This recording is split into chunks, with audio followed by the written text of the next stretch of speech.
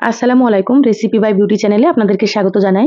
আজ আপনাদের সঙ্গে শেয়ার করব ঝিঙে ও ডিম দিয়ে খুবই সুন্দর একটা নতুন রেসিপি। খেতে অনেক বেশি মজা হয় রেসিপিটা। আপনারা একবার রান্না করে খেয়ে দেখতে পারেন। আশা করছি আপনাদেরকেও কিন্তু ভীষণ ভালো লাগবে। তো অবশ্যই আপনারা স্কিপ না করে পুরো রেসিপিটা দেখে নেবেন। তো এখানে দেখুন আমি ৪ টে ডিম সেদ্ধ করে নিয়েছি।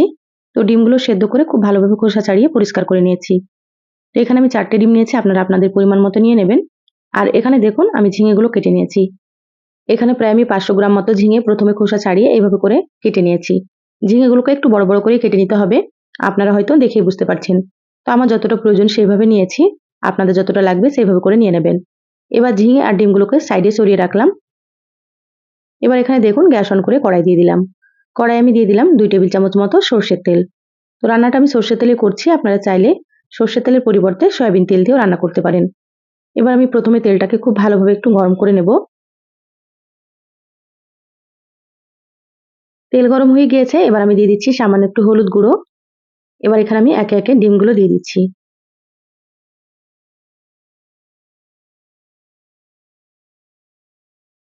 সম্পূর্ণ ডিমগুলো দিয়ে দিলাম। এবার গ্যাসের আঁচ মিডিয়ামে রেখে ডিম হালকা করে ভেজে নেব। খুব বেশি কড়া করে ভাজবো না। ডিম কড়া করে ভাজলে কিন্তু উপরটা শক্ত হয়ে যায়, খেতে ভালো লাগে না। সেজন্য আমি ডিমগুলোকে হালকা করে ভেজে নিচ্ছি। আপনারাও হালকা একবার ভেজে খেয়ে দেখবেন, খেতে অনেক বেশি ভালো লাগে।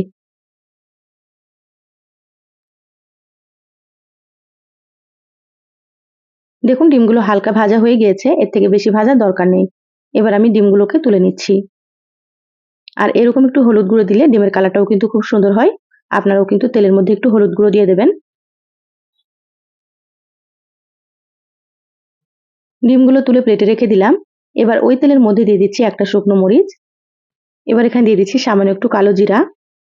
ঝিঙে রেসিপিতে কালো জিরা দিলে কিন্তু খুব ভালো লাগে খেতে। তা আপনারা এভাবে অবশ্যই একটু কালো জিরা দিয়ে দেবেন। এবার শুকনো মরিচ আর কালো জিরাটা একটু ভেজে নিতে হবে হালকা করে। দেখুন হালকা একটু ভেজে নিয়েছি। এবার এখানে দিয়ে দিচ্ছি একটা মিডিয়াম সাইজের পেঁয়াজ আর ৪ টে কাঁচামরিচ বেটে নিয়েছি। তো পেঁয়াজ বাটা দিতে হবে অবশ্যই, তাহলে কিন্তু রেসিপিটা খেতে অনেক বেশি ভালো লাগবে। এবার দিয়ে দিচ্ছি হাফ চা চামচ আদা বাটা আর দিয়ে দিচ্ছি এখানে হাফ চা চামচ মতো রসুন বাটা। এবার মশলাগুলোকে খুব ভালোভাবে একটু ভেজে নেব, যাতে করে মশলার কাঁচা গন্ধটা চলে যায়। তো গ্যাসের আঁচ মিডিয়ামে রেখে একটু ভেজে নিচ্ছি। আপনারা তো ঝিঙে অনেক রকম ভাবেই রান্না করে খেয়েছেন। তা আমার রেসিপিটা ফলো করে একবার খেয়ে দেখবেন। গরমে এই রেসিপিটা কিন্তু দারুণ লাগে খেতে।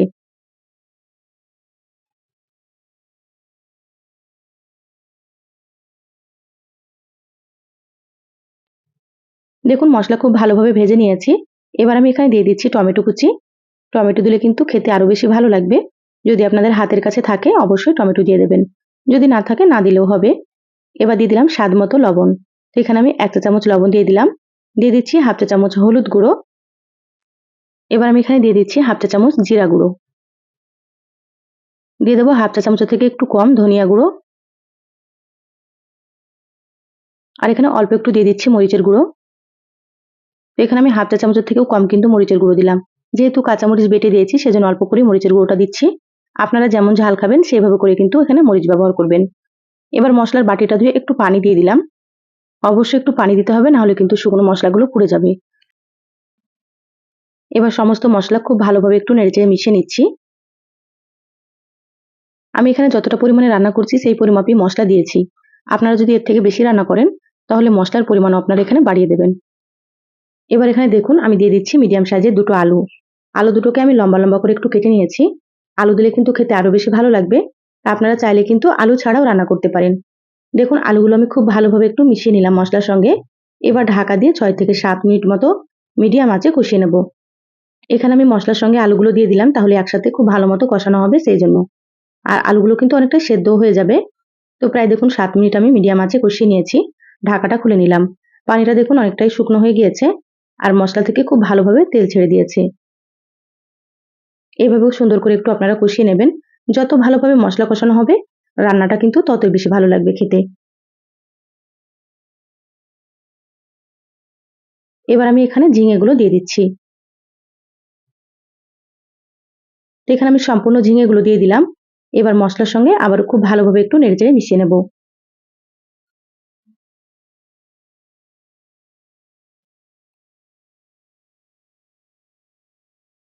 দেখুন ঝিঙেগুলো মশলার সঙ্গে খুব ভালোভাবে মিশিয়ে নিয়েছি।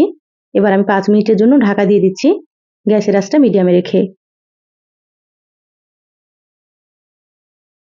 দেখুন 5 মিনিট হয়ে গিয়েছে, ঢাকা খুলে নিলাম। আবারও খুব ভালোভাবে একটু নেড়েচেড়ে নেব।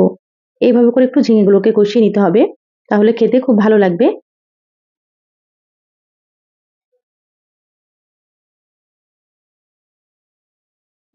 এবার আমি গ্যাসের আঁচটা মিডিয়ামে রেখে ঢাকা ছাড়াই ঝিঙেগুলোকে একটু আলুর সঙ্গে কষিয়ে নিচ্ছি।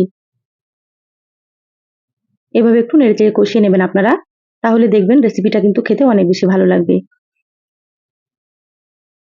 দেখুন ঝিঙেগুলো খুব ভালোভাবে কষিয়ে নিয়েছি। এবার আমি এখানে ভেজে রাখা ডিমগুলো দিয়ে দিচ্ছি। এখানে আমি সম্পূর্ণ ডিমগুলো দিয়ে দিলাম। ডিমগুলো আবারও খুব ভালোভাবে একটু মিশিয়ে নেব।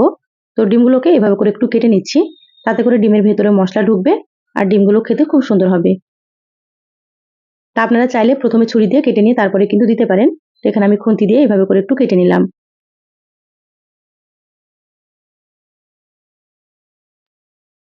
দেখুন ডিমগুলোকেও খুব ভালোভাবে একটু নেড়েচেড়ে মিশিয়ে নিয়েছি। এবার আমি এখানে দিয়ে দিচ্ছি পরিমাণ মতো ঝোলের পানি। তো এখানে আমি ফুটন্ত গরম পানি দিয়ে দিচ্ছি। তো অবশ্যই কিন্তু আপনারা গরম পানি দিয়ে দেবেন। গরম পানি দিলে রান্নাটা খেতেও বেশ ভালো লাগবে।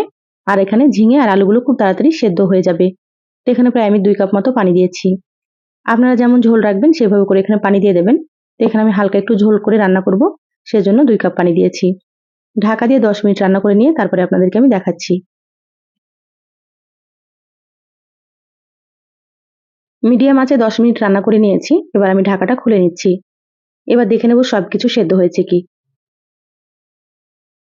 দেখুন আগের থেকে কিন্তু ঝোলটা অনেকটাই ঘন হয়ে গিয়েছে। আর এখানে ঝিঙেগুলো খুব সুন্দর সেদ্ধ হয়েছে। আর দেখুন আলুগুলোও কিন্তু খুব সুন্দর মতো সেদ্ধ হয়ে গিয়েছে। যা গরম পড়েছে এরকম পাতলা করে ঝোল করলে কিন্তু রেসিপিটা খেতে অনেক বেশি ভালো লাগবে। আলুগুলো দেখুন খুব সুন্দর সেদ্ধ হয়ে গিয়েছে। তো এখানে 2টা বা 3টে আলু আমি এভাবে করে একটু ম্যাশ করে নিয়েছি। তাতে করে ঝোলটা একটু ঘন হবে আর খেতে ভালো লাগবে। তো এখানে লবণটা একটু কম ছিল, চেক করে দেখেছি, আবার একটু লবণ দিয়ে দিলাম। এবার আমি এখানে দিয়ে দিচ্ছি 1/2 চা চামচ ভাজা জিরা গুঁড়ো। আপনারা এই পর্যায়ে লবণটা একটু চেক করে দেখে নেবেন, যদি কম থাকে আবার একটু দিয়ে দেবেন। এবার সমস্ত খুব ভালোভাবে আবার একটু নেড়েচেড়ে মিশিয়ে নিচ্ছি।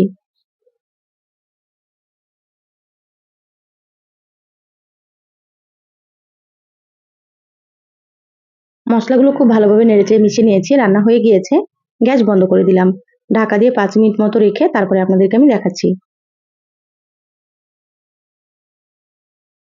দেখুন 5 মিনিট পর বলে ঢেলে নিয়েছি। মাশাআল্লাহ কালারটা দেখে হয়তো বুঝতে পারছেন রান্নাটা কতটা লোভনীয় হয়েছে। আপনারা অবশ্যই কিন্তু এভাবে একবার রান্না করে খেয়ে দেখবেন। একবার খেলে কিন্তু বারবার রান্না করবেন। তো যারা ইউটিউব থেকে ভিডিওটি দেখছেন প্লিজ চ্যানেলটা সাবস্ক্রাইব করে সাথে থাকবেন। আর যারা ফেসবুক পেজ থেকে ভিডিওটি দেখছেন একটা লাইক দিয়ে পেজটা ফলো করে দিবেন। আর যতটা সম্ভব হয় আপনারা ভিডিওটা শেয়ার করে দিবেন। সবাই ভালো থাকবেন, সুস্থ থাকবেন। ফিরে আসবো আবারও কোনো নতুন রেসিপিতে। ধন্যবাদ সবাইকে। আল্লাহ হাফেজ।